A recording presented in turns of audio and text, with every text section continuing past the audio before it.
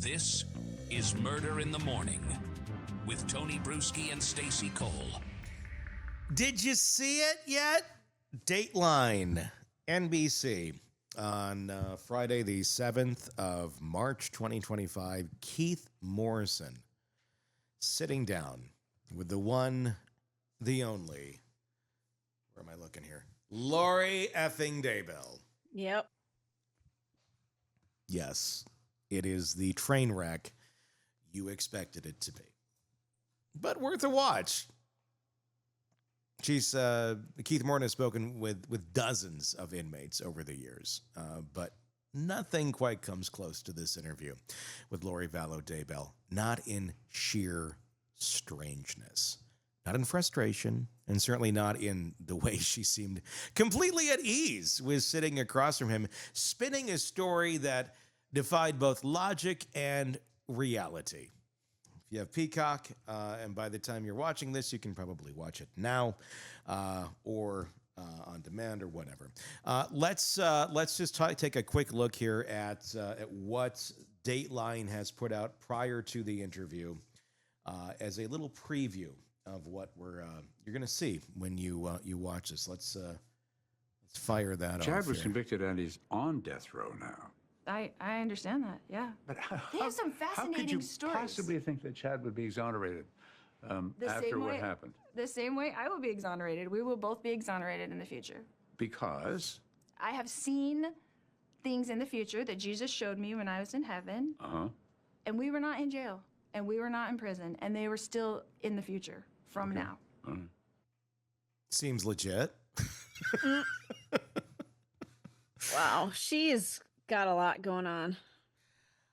It took years for Keith and his team to secure the interview. Letters, emails, persistence finally paid off when Daybell agreed to sit down with him in Maricopa County Jail. 90 minutes. That was the time they were granted. And Morrison, a seasoned journalist, thought that would be more than enough. But it wasn't, because it's Lori Vallow Daybell. From the moment she walked into the room, it was clear that Daybell was not there to confess or clarify. She winked at the camera, her demeanor unsettlingly upbeat for someone convicted of the murders of her two youngest children, J.J. Vallow and Tylee Ryan, along with Chad Daybell's former wife, Tammy Daybell. She's already serving that life sentence in Idaho, and another trial looming not far off in Arizona for the death of her fourth husband, Charles Vallow. Yet none of that seemed to weigh on her at all. Instead, she took control of the interview, redirecting, deflecting, and challenging Morrison at every single turn. Get your facts straight, Keith. She spun at him even more than once, and as if she were the one in charge of setting the record straight. I thought we were going to be friends, Keith. There was an unsettling rhythm to her voice, a performative quality, like she had rehearsed these lines in her head long before the cameras started rolling. Morrison, no stranger to manipulative interview subjects, saw right through it. She had an agenda, and it wasn't to tell the truth. It was to tell her truth. You see why the whole concept of my truth and her truth and that person's truth and that truth kind of becomes problematic at some junctures? Well, the truth should be the truth. Well, not just yours. It should is. just exist. That's reality, but we don't live in that planet anymore. This one that lives inside her head, untouched by facts or evidence.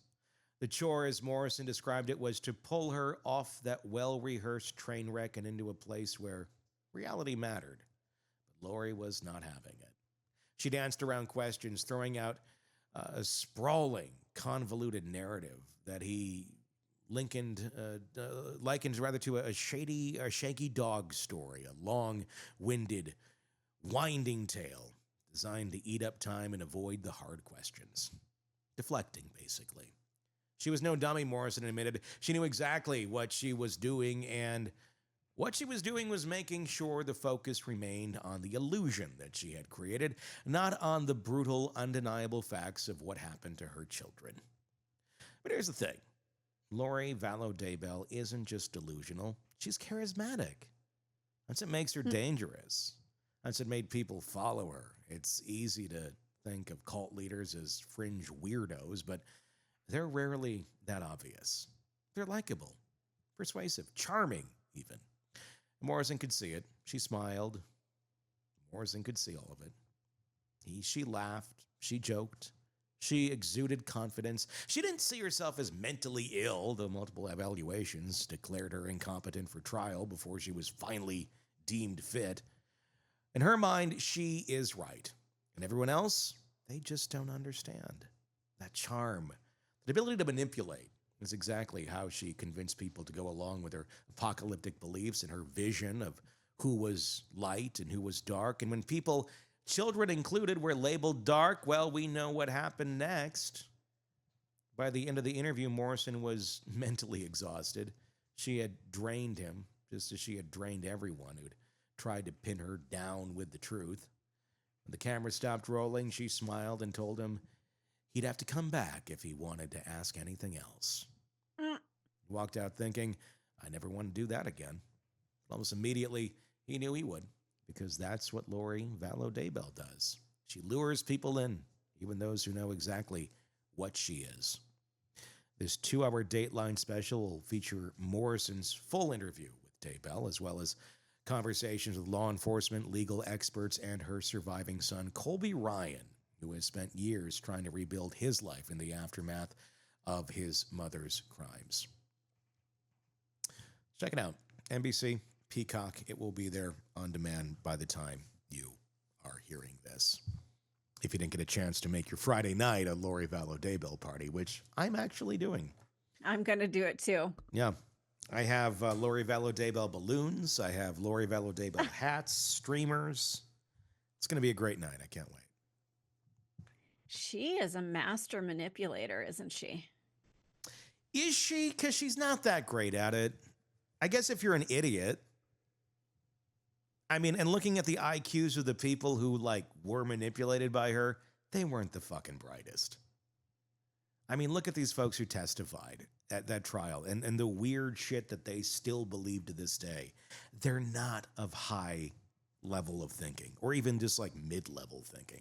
They're easily manipulated. If it wasn't this cult, it would be another. And Chad Daybell, again, not a bright fucking crayon in the box. Do you think she believes the shit that she talks about? Do you think she does? Yes. Do you think she really believes it? Yes.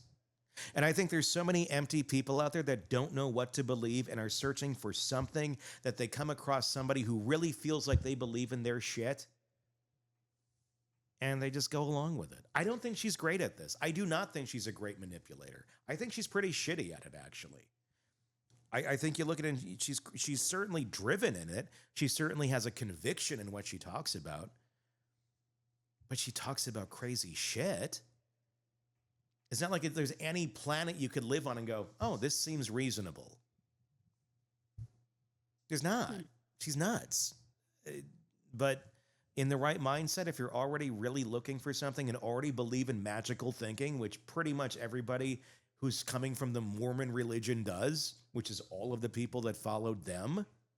Yeah, they were teed up to believe this shit. When you have a religion that walks you up to the line of literally believing that you can have one-on-one conversations with Jesus, and you hear those voices and it must be Jesus, but you can only take what Jesus says to you. If Jesus starts talking about stuff that's about other people, that's the line, you can't cross it.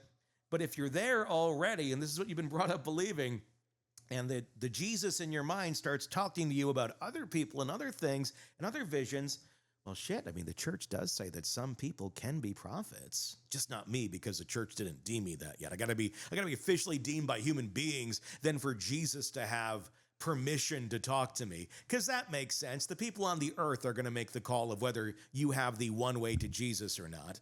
You know, just like the gold tablets in the 1800s. That makes a lot of sense too. And magic underwear, also totally fucking legit. If you walk people up to that line of thinking, and they just might not be the best, most balanced human being in the world, like Lori Vallow Daybell or Ruby Franke, and you may have some other mental issues going on here, and they think Jesus is telling them other shit beyond just their world, well, guess what? They're going to go, well, Jesus has more authority over the humans, over the people on this earth, because it's Jesus. And then they start thinking they're prophets. It's because you walk them up to the fucking line. And then you're pissed off when they're like, oh, my God, they start thinking they're prophets. We told them they could talk to Jesus one-on-one, but now they think more things. Yes, you walked them up to that line. That's why your religion tends to, in recent days, be far more prominent and far more coming up in true crime stories of people believing some sort of magical voodoo shit and killing people because they think Jesus told them to. You walked them up there, Mormons. You are responsible for this shit. As much as you want to say, oh, we don't believe that. We don't believe that. Well, why do you believe what you do believe? Who made up those fucking rules? People? Oh, yeah, people. That's how you create Lori effing Daybell. That's how you create Ruby effing Frankie. That's how you create so many people that have gone off the fucking deep end. But they do it because they believe they're doing it with the power of Jesus behind them. But then Mormons abandon all these people who go off the fucking deep end. Oh, that's not us. That's not. Get away from us. We don't want to hear that. You made it. Now deal with it. It's an interesting religion. I know some people that live in very heavy populated areas, and what they talk about is the contradictions. You know, they're not supposed to take part in caffeine. It's and a cult.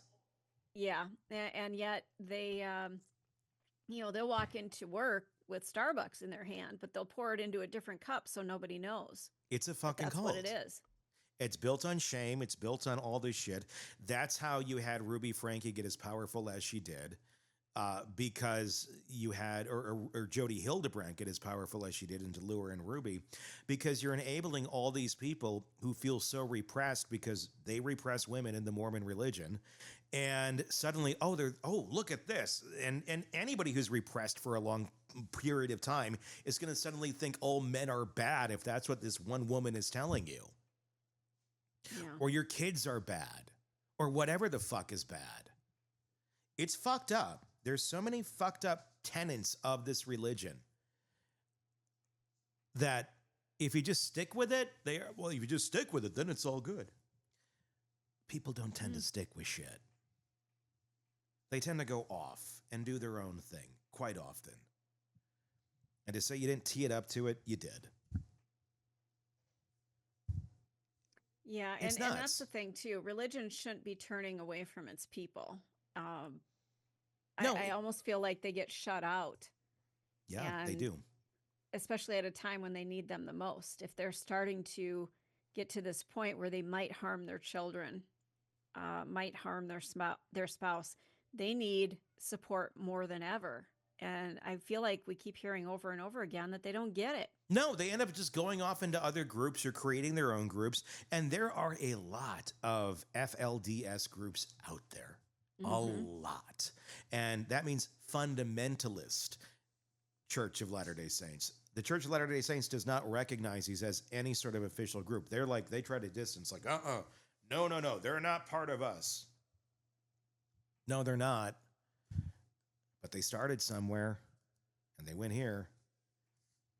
Well, you can't blame us for that. Maybe you can. I don't know. I mean, all religions involve magical thinking. Yeah. So what one's worse than the other? I'd say the ones that seem to have a tendency for homicide. The ones that have a tendency for child abuse and then believing biblically that they are doing the right thing. That seems to be a bit alarming, and there might be something wrong with the way you're approaching this shit. Because people of this religion, in a very numerically, it doesn't make sense. The amount of cases we have that are based on Mormons, which is a very small sect of society, it's improportionate. It's extremely improportionate. And it's not like because we're trying to go after Mormons. There's just a lot of it, of this magical thinking that goes very far awry. Just really saying. Sad. I'm just making the observation. It is what it is. It's fucked up. It's sad. And yeah, my opinion is it's a cult. I think most religions are, cults in some way, shape, or form. But this one, I got some special shit going on there. to be able to produce Lori effing Daybell. You got to check this out. It's probably one of the best Datelines ever.